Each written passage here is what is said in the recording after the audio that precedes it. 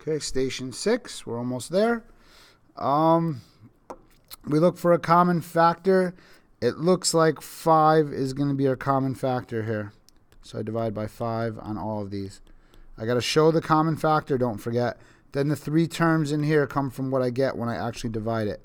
So 25 divided by 5 gets me my 5x squared.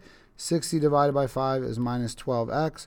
And 45 divided by 5 is a negative 9. So I get 5 times. Now I'm going to split the middle term because that's a is not 1. So I go 5 times negative 9 is negative 45. Looking for numbers that multiply to negative 45 but add to the middle, negative 12. That's going to be negative 15 and 3. I'm getting pretty good at just figuring it out. Now, what do I want to put here? The 15 or the 3 first? Which one goes better with the 5? The negative 15 plus 3x. 3 goes better with the 9 anyway. Okay, so this 5 we just keep track of. Now here, we're going to common factor the first 2. And then we're going to common factor the second 2. Hopefully this keeps it a little organized in our brains. All right, so here the common factor is 5x. And when I take out a 5x, I get x minus 3.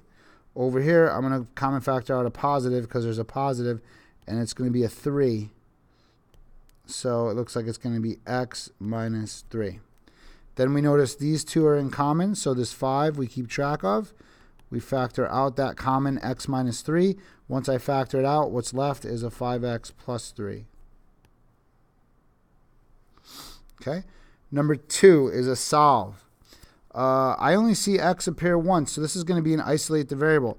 So I'm going to subtract 12 because I want to get the x by itself. That's what isolate the variable means. Subtract my 12. I've got x squared equals 8. I square root both sides. Oh, let me do a different color so you can hopefully follow it a little easier. I square root both sides, and I get x equals plus or minus the square root of 8. Now, can I simplify the square root of 8? I'll do that on the side. I can break it into the square root of 4 times the square root of 2. The square root of 4 is 2. The square root of 2 I can't do anything with, so there it is. It's simplified. The square root of 8 is the same thing as 2 times the square root of 2.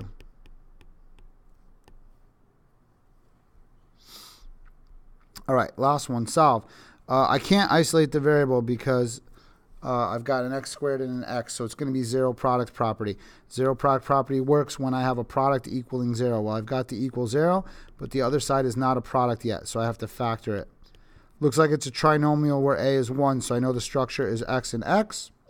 Looking for numbers that multiply to negative 7, but add to negative 4. So I've got 1 and negative 7, negative 1 and 7. That adds to negative 6. That adds to 6. Neither one works. What do I do now? Here's where we have to do our backup plan. If I cannot factor, or I don't want to factor, I have to do the quadratic formula. The quadratic formula, I got my a, my b, my c. My a is 1, my b is negative 4, my c is negative 7. The formula is x equals negative b plus or minus b squared minus 4 ac all over 2a. So I pull in my numbers. I put a b there and there. The a goes here and here, and the c goes there. And now I'm going to simplify. So the minus a negative 4 becomes 4. Negative 4 squared is 16. Let me try to color code this. This part that part goes together. This part came from that part. Whoops, let me undo that. And then this part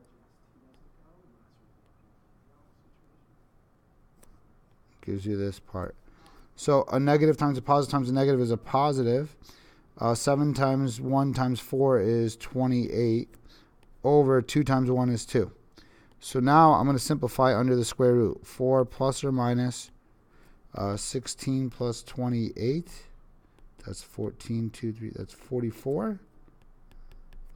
All over 2. So now I'm going to try to simplify the 44. That's the next step. I'm going to just rewrite up here because I need some more room.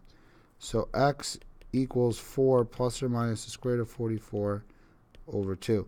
On the side, I'm trying to square root 44. It can break into the square root of 4 times the square root of 11. The square root of 4 is 2. The square root of 11 is just stays. I can't break down the square root of 11 any further, right? So that's it. It's 2 root 11. So x is equal to 4 plus or minus 2 root 11 over 2.